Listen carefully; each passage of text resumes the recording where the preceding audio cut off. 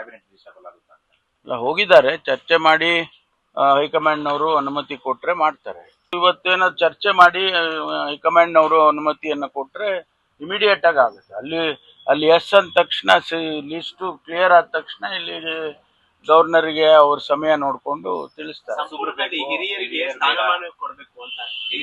ಅವರು ಕೆಲವು ಮಾನದಂಡಗಳನ್ನ ಚರ್ಚೆ ಮಾಡ್ತಾ ಇದ್ದಾರೆ ಅಂತ ಕೇಳಿದ್ದೇನೆ ನಾನು. ಅದರಲ್ಲಿ ಯುವಕರಿಗೆ ಹೆಚ್ಚು ಪ್ರಾತಿನಿಧ್ಯ ಕೊಡಬೇಕು ಅನ್ನೋದು ಕೂಡ ಒಂದು ಅಂಶ. ಅದನ್ನ ಕನ್ಸಿಡರ್ ಮಾಡಬಹುದು. 2028 ಈ ಪ್ಲಾನ್ ಆಫ್ ಆಕ್ಷನ್ ಇಟ್ಕೊಂಡೇ ಈಗ ಸಂಪುಟ ವಿಸ್ತರಣೆ ಮಾಡೋ ಲೆಕ್ಕಾಚಾರ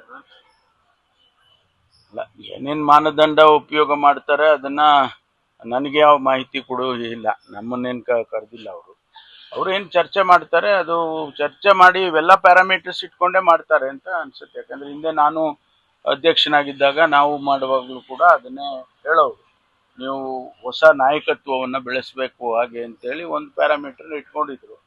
ಅದು ಈಗಲೂ ಅಪ್ಲೈ ಆಗುತ್ತೆ ಅಂತ ಅನ್ಕೊಳ್ತೀನಿ.